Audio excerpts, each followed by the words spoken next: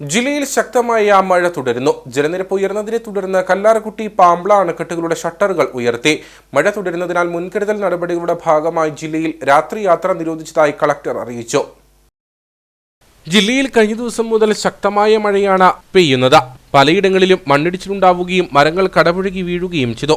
ഈ സാഹചര്യം നിലനിൽക്കുന്നതിനാലും ജില്ലയിൽ ഓറഞ്ച് അലർട്ട് പ്രഖ്യാപിച്ചിരിക്കുന്നതിനാലും രാത്രിയാത്ര നിരോധിച്ചുകൊണ്ട് ജില്ലാ കളക്ടർ ഉത്തരവിറക്കി. കൂടാതെ ജലനിരപ്പ് ഉയരുന്നതിനാൽ കല്ലാർകുട്ടി പാമ്പ്ള അണക്കെട്ടുകളുടെ ഷട്ടറുകൾ ഉയർത്തി.